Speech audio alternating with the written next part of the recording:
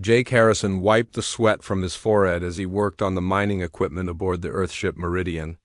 The machinery hummed quietly in the background while he checked the power connections.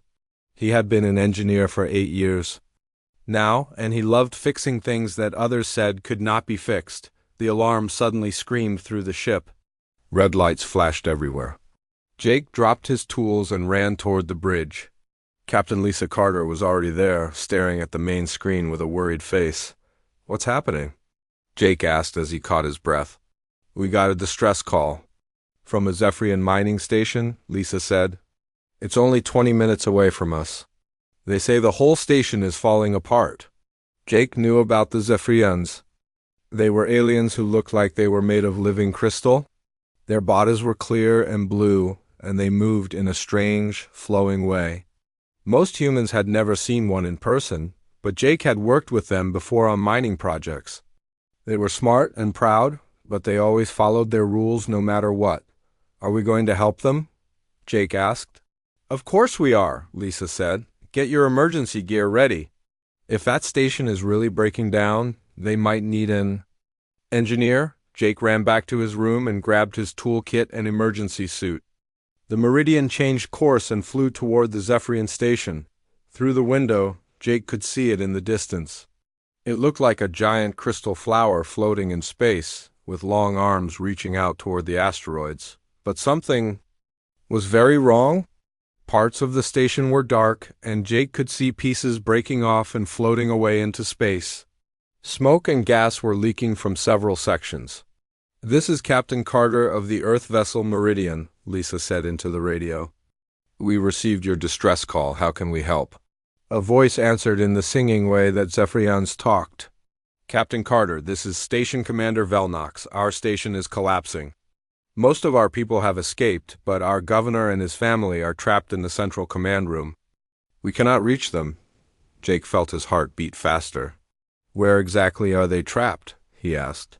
"The central core is sealed by our emergency systems," Velnox explained.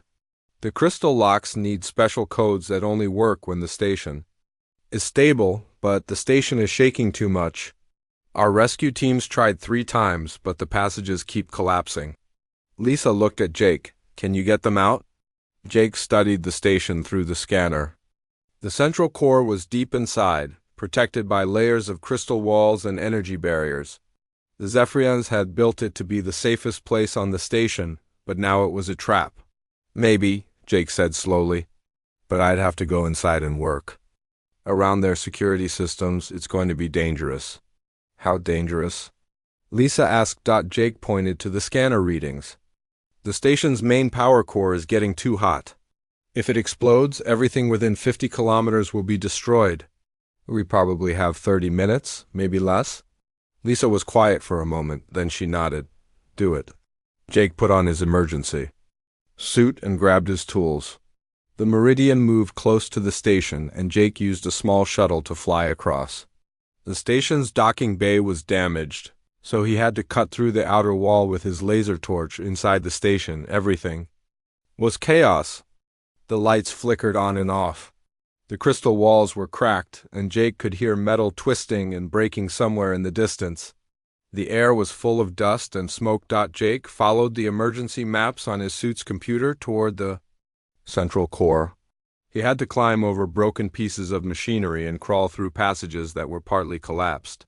Twice he had to use small explosives to clear blocked doorways. The deeper he went, the worse it got. The station was shaking more and more. Jake's suit warned him that the power core temperature was rising fast. He had maybe 15 minutes left. Finally, Jake reached the central core. Through a thick crystal window, he could see 4 Zephyrians inside. One was tall and wore fancy robes that marked him as important. The others were smaller, probably his family. They were all pressed against the far wall, looking scared. The tall Zephyrian saw Jake and came to the window. He spoke, but Jake could not hear him through the crystal. Jake pointed to his ear and shook his head. The Zephyrian nodded and activated a communication panel. "Human, I am Krauvex, governor of this station," the alien said. His voice was deep and musical. "You should not have come here. It is too dangerous. I'm Jake Harrison, engineer, Jake replied. I'm here to get you out. The crystal locks cannot be opened, Kralvex said. They are designed to protect us, but now they are trapping us. Even our best technicians could not solve this problem. Jake looked at the lock system. It was incredibly complex, with energy patterns that shifted and changed every few seconds. The Zephyrians had built it to be impossible to break into, but Jake was not trying to break in the normal way. He pulled out his explosives and started placing them around the crystal walls in a careful pattern. What are you doing? Kralvex asked, his crystal face showing alarm. Something your people would never try, Jake said. I'm going to blow a hole in the wall. That will destroy the structural support, Kralvex protested. The whole section could collapse. The whole station is about to explode anyway, Jake said. Trust me. Jake set the timer for 10 seconds and ran back down the passage. The explosion shook the entire station. When Jake returned, there was a hole in the crystal wall just big enough for the Zephyrians to climb through. Kralvex stared at Jake with amazement. You risked destroying everything to save us. We need to go now, Jake said. The power core is about to blow. Jake helped the 4 Zephyrians through the hole.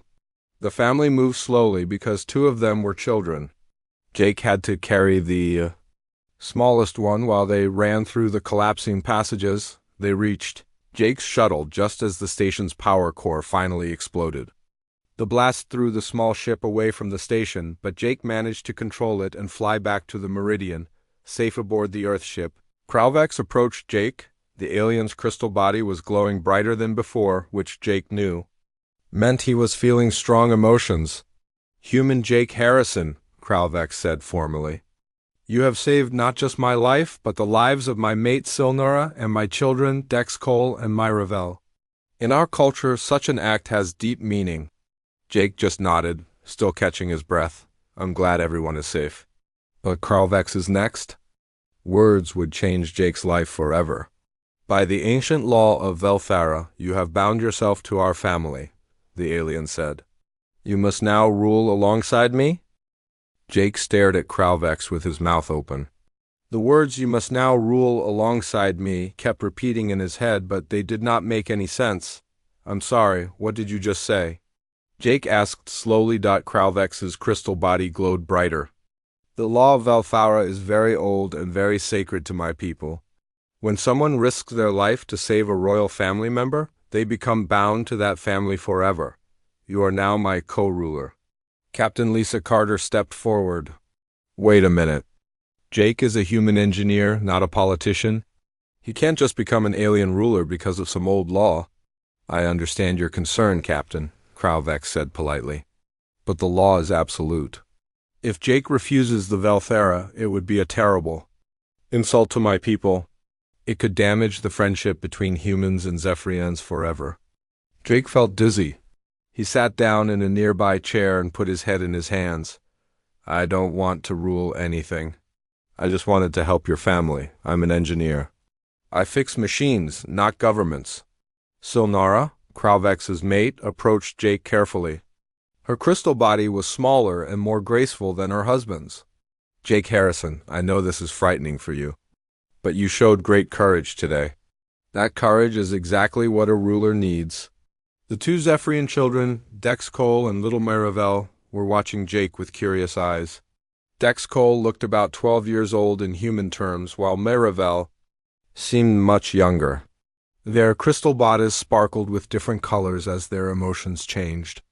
What exactly does this law mean? Lisa asked. What would Jake have to do? Kralvex sat down across from Jake. He must come with us to our home world of Kristara. There he will undergo the binding ceremony in our capital city. After that, he will share ruling duties with me. He will help make decisions about our people and our planet. Jake looked up. And if I say no? Then my people will believe that humans think we are not worth saving properly, Kralvex said sadly. They will think you saved us just to make humans look good, not because you really cared about our lives. Lisa crossed her arms. That's not fair. Jake risked everything to save your family, which is exactly why the Velthara law exists, Silnara explained. Someone who would risk their life for strangers has proven they care more about others than themselves. That is the most important quality in a leader. Jake felt trapped. He had always been a simple person who liked simple problems. Machines broke down and he fixed them. But this was not a machine problem. This was about politics and laws and cultures he did not understand. How long would I have to stay on your planet? Jake asked. The binding is permanent, Kralvex said. But we can work out an arrangement. You could spend part of your time on Kristara and part of your time continuing your engineering work. Many of our leaders have multiple duties. Little Myravel suddenly ran over to Jake and climbed onto his lap. She was surprisingly light, and her crystal body felt warm and smooth. You going to be our new family member? She asked in a tiny, musical voice. Jake looked down at her innocent face. He remembered how scared she had looked when he found them trapped in the station. He thought about how Kralvex and Silnara had thanked him with tears in their crystal eyes. I don't know anything about ruling people, Jake said quietly. Neither did I when I was young, Kralvex admitted. My father taught me, and his father taught him. If you accept the Velthera, I will teach you everything you need to know. Dexcole spoke up.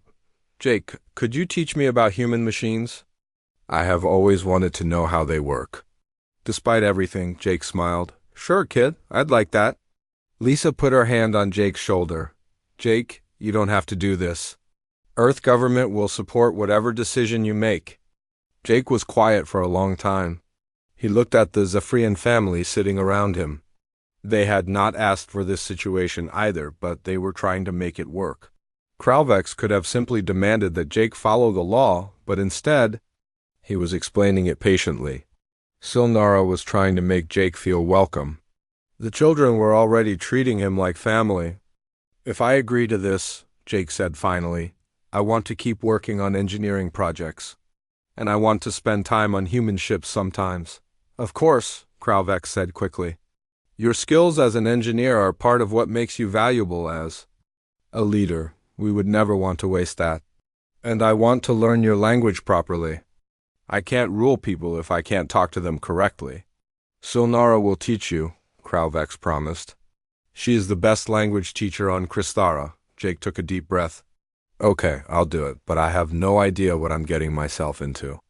Kralvex's crystal body flashed with bright, happy colors. You are getting yourself into a family, Jake Harrison. And families take care of each other. 2 days later, Jake found himself aboard Kralvex's personal ship, heading toward the Zephyrian homeworld. His small cabin was decorated with crystal formations that glowed softly in the dark. It was beautiful, but it felt nothing like home. There was a gentle knock on his door. Come in, Jake called. Nara entered, carrying a small crystal device. I brought you a language learning tool. If you're going to be part of our family, you should know how to speak to us properly. Jake took the device. It was warm and seemed to pulse with its own heartbeat. Thank you. Can I ask you something? Of course. Are you angry about this? I mean, your husband suddenly has to share his power with a stranger. That must be difficult. Silnara sat down in the chair across from Jake. When I was young, my grandmother told me that families grow in unexpected ways. She said the best families are not just born, they are chosen. You chose to save us when you could have stayed safe. Now we choose to welcome you. But I don't know anything about your culture or your laws. You know the most important thing, Silnara said. You know that life is precious. You know that helping others is more important than helping yourself. Everything else can be learned. That night, Jake lay in his crystal bed and listened to the ship's engines humming. Through his small window, he could see the stars streaming past as they traveled toward Zara. In a few days, he would undergo some kind of ceremony that would change his life forever. He thought about his old job on the Meridian, fixing machines and solving simple problems. That life seemed very far away now. But when he remembered little Myravel's smile and Dexcole's curious questions about human technology, he felt something warm growing in his chest. Maybe this would not be so bad after all. Jake closed his eyes and tried to sleep. Tomorrow, Silnara would begin teaching him the Zephyrian language. Soon, he would have to learn how to be a ruler, but tonight, he was just Jake Harrison, the engineer who had saved a family and found himself becoming part of it. Jake pressed his face against the ship's window as they approached Kristara. He had never seen anything like it before. The planet looked like a giant jewel floating in space, with blue and green lights sparkling across its surface. "It's beautiful," Jake whispered. Dexcol, who was standing beside him, smiled proudly. "Wait until you see the cities. They are built from living crystal that grows up toward the sky." As their ship got closer, Jake could see the cities Dexcol was talking about.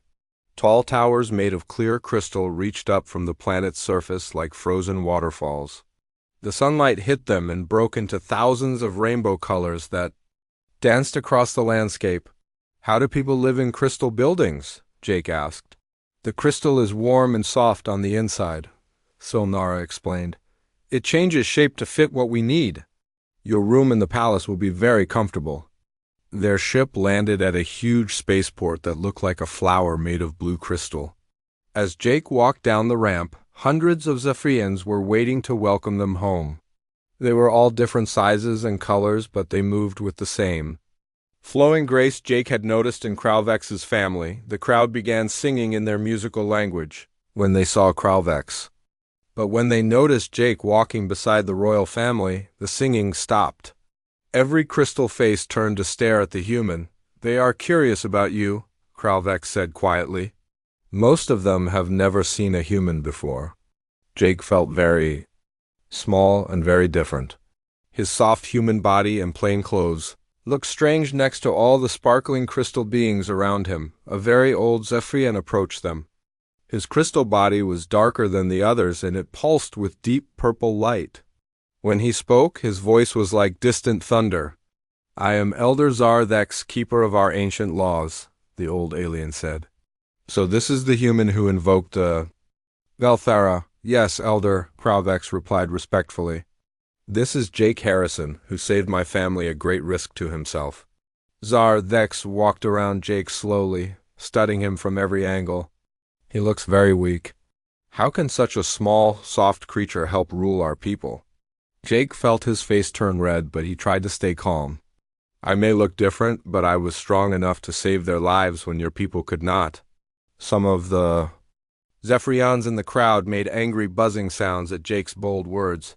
But Zarthex held up one crystal hand, and everyone became quiet. "Interesting," the elder said. "You speak back to me instead of bowing your head. Most young Zephyrians would not dare." "I'm not a young Zephyrian," Jake replied. "I'm a human, and humans believe that respect must be earned by both sides." Zarthex's crystal body flashed with what Jake hoped was amusement rather than anger.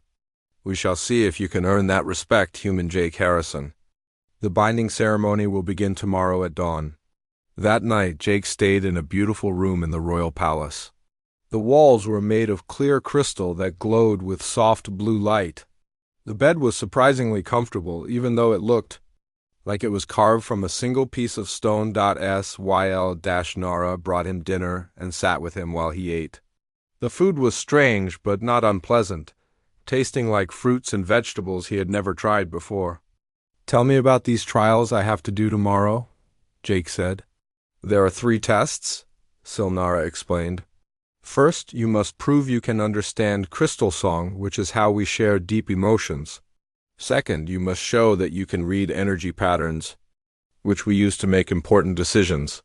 Third, you must solve a leadership challenge that tests your wisdom." Jake put down his fork. "I don't know how to do any of those things." "The trials are designed for Zephyrians," Syl-Nara admitted. "But the law says they cannot be changed, even for someone from another species.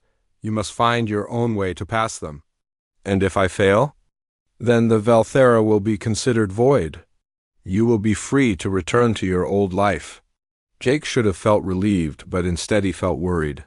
Over the past few days he had grown fond of this strange crystal family. The idea of disappointing them made his stomach hurt. "I'll do my best," Jake said. The next morning, Jake was led to the Grand Prism, a massive crystal dome in the center of the city. Inside, thousands of Zephyrians had gathered to watch the ceremony. Jake had never felt so nervous in his entire life. Elder Tsar Thex stood in the center of the dome, his dark crystal body commanding attention from everyone present. "Let the trials begin," he announced. For the first trial, Jake was supposed to listen to a complex crystal song and explain what emotions it expressed. But to Jake's human ears, it just sounded like pretty music with no clear meaning. Jake closed his eyes and listened carefully. He could not understand the song the way Zephyrians did, but he could hear something else.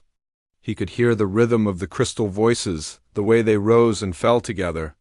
"It sounds like a song about working together," Jake said when the music ended. "Different voices singing different parts, but all creating something beautiful." Many Zephyrians looked surprised.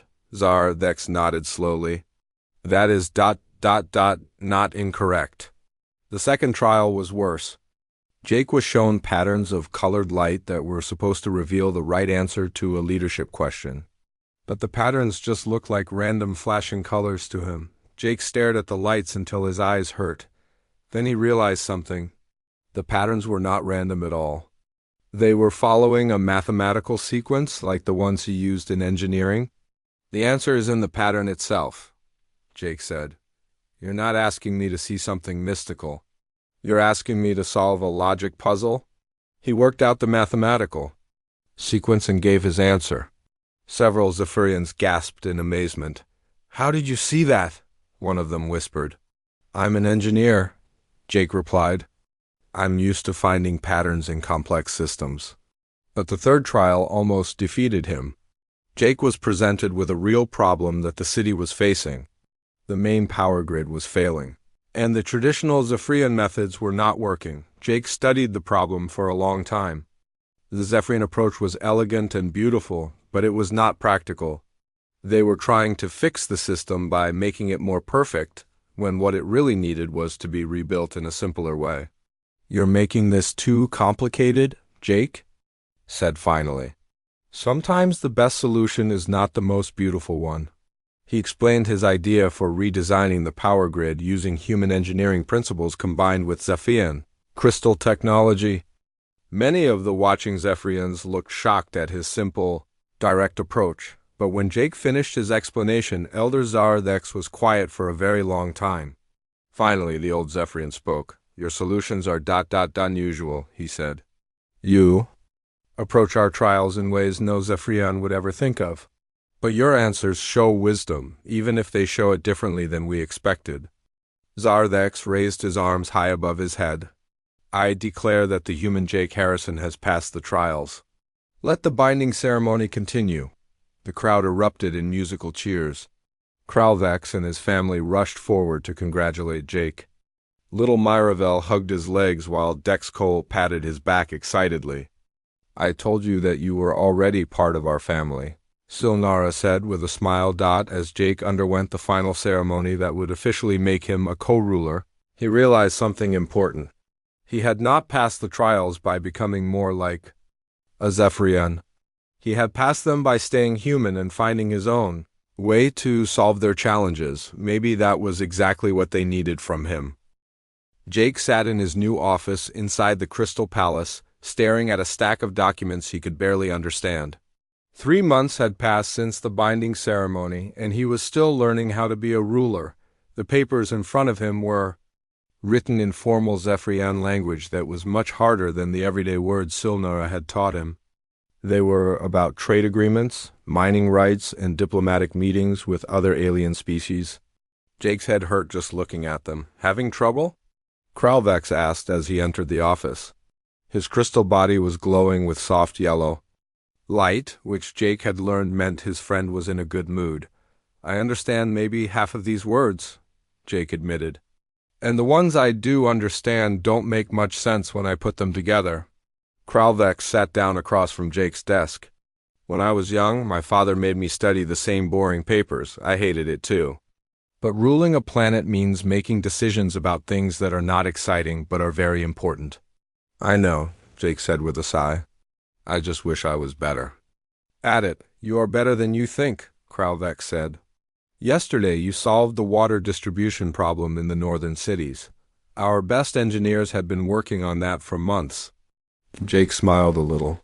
That was just basic hydraulics. Any human engineer could have figured it out.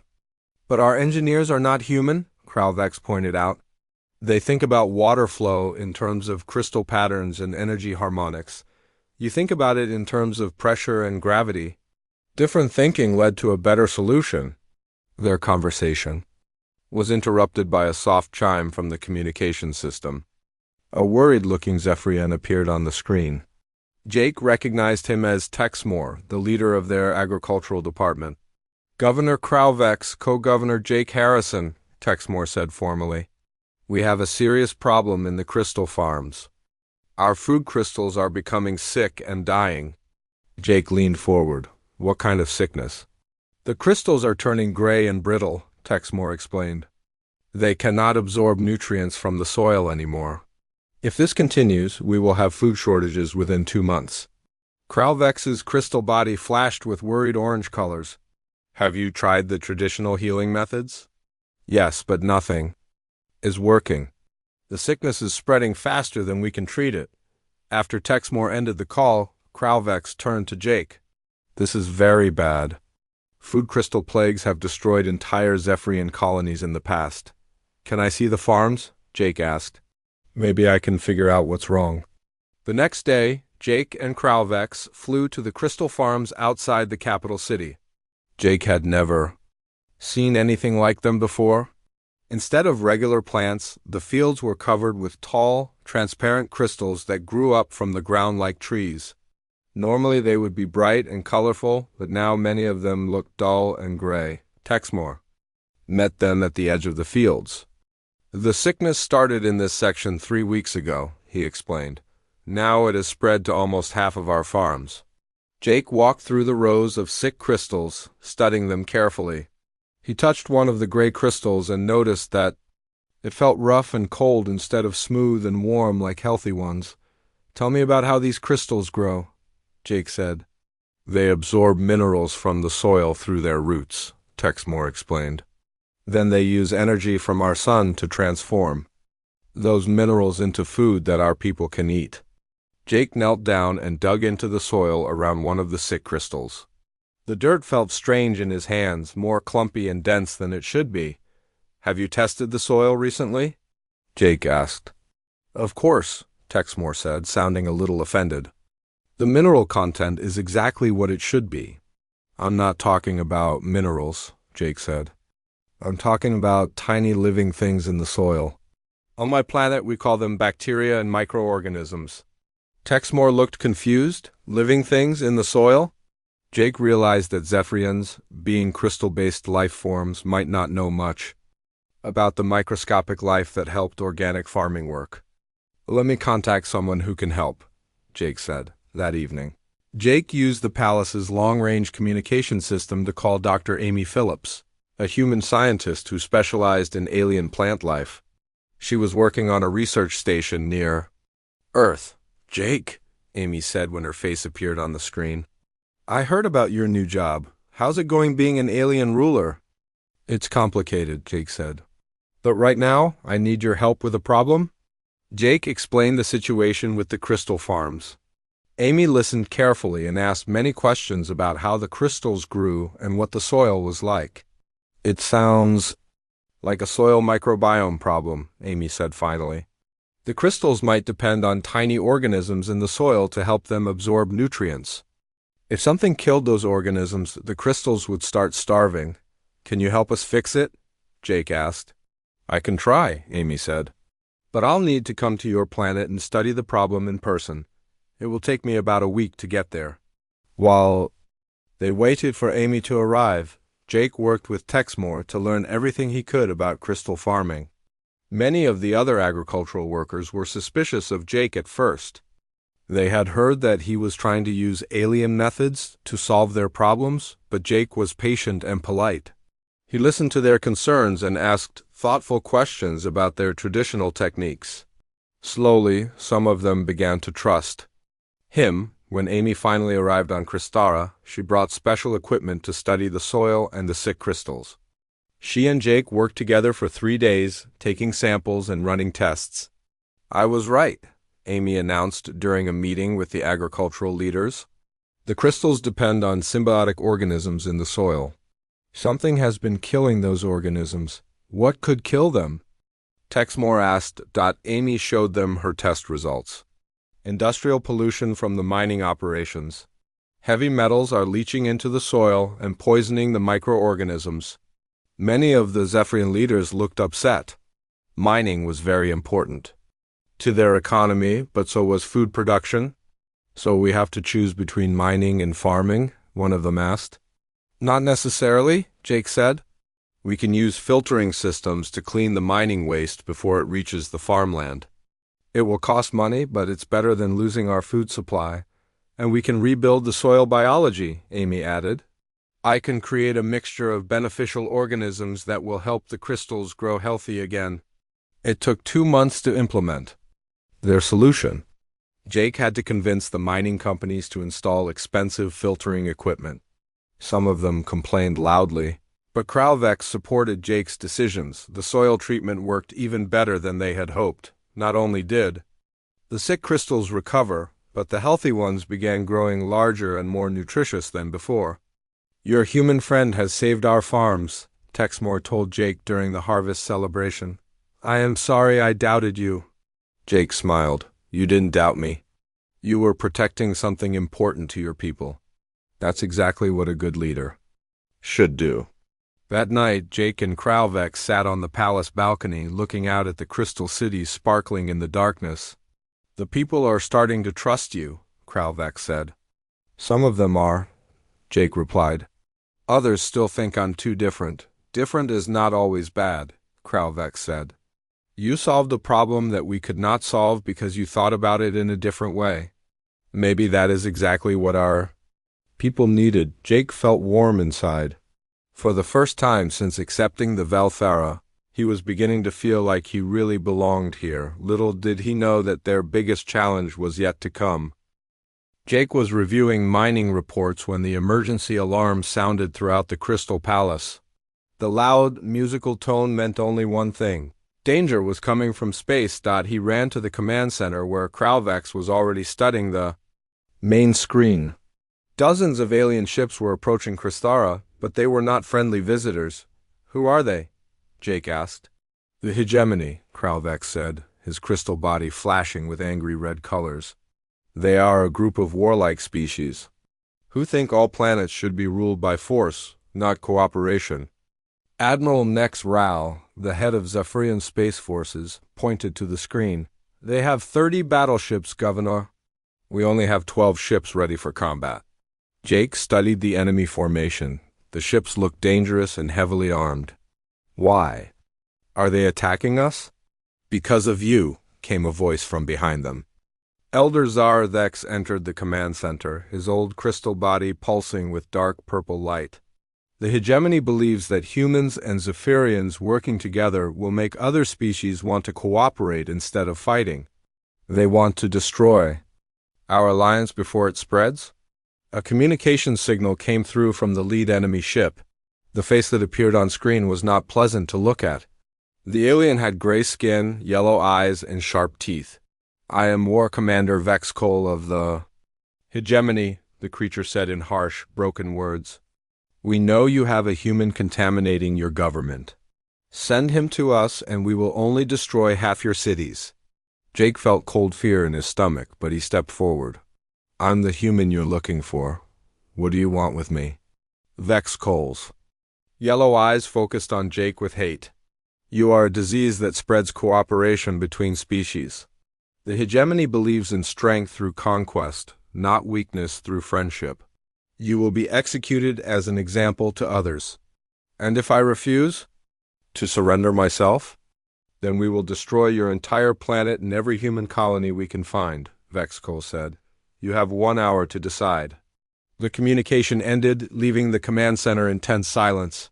You cannot seriously be considering giving yourself up, Kralvex said to Jake, if it saves both our peoples. Jake began. It will not save anyone, Elder Zarthex interrupted. The hegemony never keeps their promises. They will destroy us anyway, and then attack human space with no warning. Jake looked at the tactical display showing enemy and friendly ship positions. Then we fight, but we need help. Our nearest allies are too far away, Admiral Nexrel said. By the time they arrive, the battle will be over. Jake had an idea. What about human ships? There are Earth vessels within a few hours of here. Kralvex's crystal body brightened with hope. Could they get here in time? Maybe, Jake said, but I need to call them right now. Jake sent emergency messages to every human ship and station in the area. Captain Lisa Carter responded first from the Meridian. Jake, we heard about the attack, Lisa said when her face appeared on screen. I'm bringing every ship I can find, but we only have 8 vessels that can fight. That's better than nothing, Jake replied. How long until you get here? 3 hours, maybe less if we push our engines hard. After Lisa's call ended, Jake turned to Admiral Nexrel. We need to hold them off for 3 hours. Can we do that? The Zephyrian Admiral looked doubtful. 12 ships against 30. It will be very difficult. Then we don't fight them the way they expect, Jake said. We use hit-and-run tactics. Make them chase us around the planet while we wait for the human ships. Kralvex stepped closer to Jake. What if the human ships are not enough? What if we still lose? Jake looked at his friend and co-ruler. Then we lose together, as allies. Should the space battle began badly for the defenders? The hegemony ships were bigger and stronger than expected.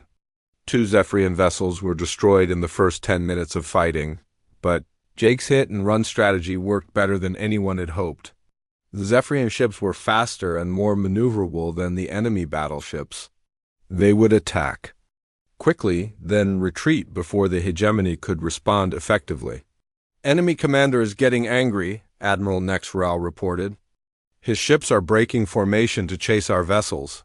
Good, Jake said. Angry enemies make mistakes. After 2 hours of fighting, the human fleet finally arrived. Jake felt relief when he saw the familiar shapes of Earth warships dropping out of hyperspace, but the relief did not last long. Even with human reinforcements, they were still outnumbered. The combined human Zephyrian fleet had 20 ships against the hegemony's remaining 26. We need a new plan, Jake said, Captain. Lisa Carter's voice came through the communication system. Jake, I have an idea. Our ships have different weapons than Zephyrian vessels. If we coordinate our attacks... Do it, Jake said immediately. What happened next was beautiful and terrible at the same time. Human ships used their explosive missiles to break through enemy shields, while Zephyrian vessels followed up with precise crystal beam weapons that could cut through armor like paper. The 2 fleets fought as if they had trained together for years. Human pilots used aggressive tactics that confused the enemy, while Zephyrian captains provided calm, precise support that kept the formation together. It's working, Admiral Nexrel said with amazement. We are actually winning. But War Commander Vexcol had one last desperate plan. His flagship broke away from the battle and headed straight for Christopher's surface.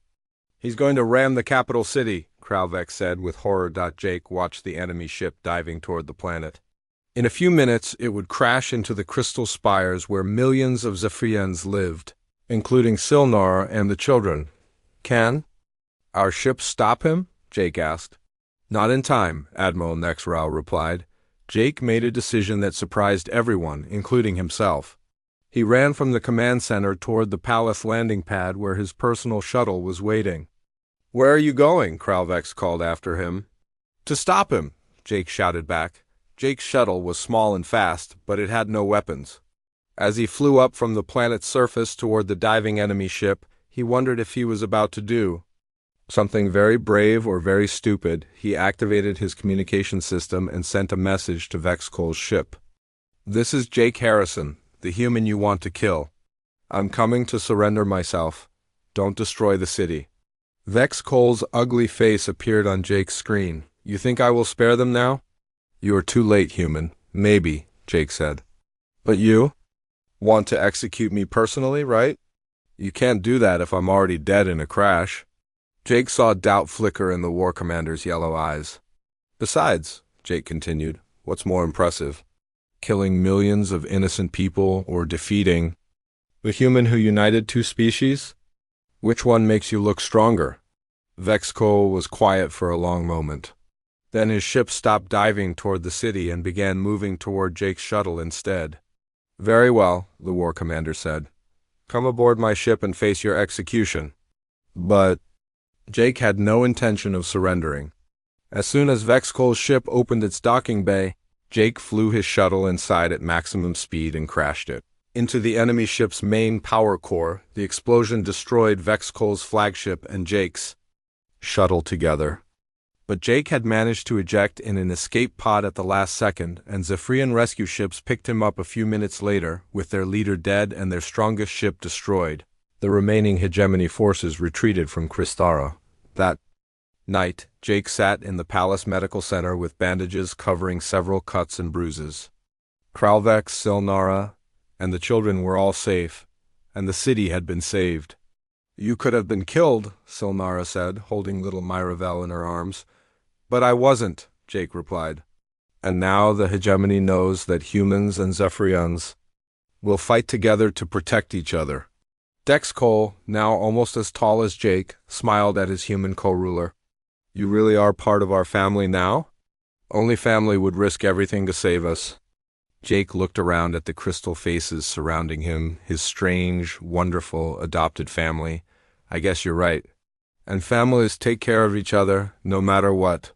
Outside the medical center windows, the crystal cities of Kristara sparkled peacefully under the stars, safe because two very different species had learned to work together.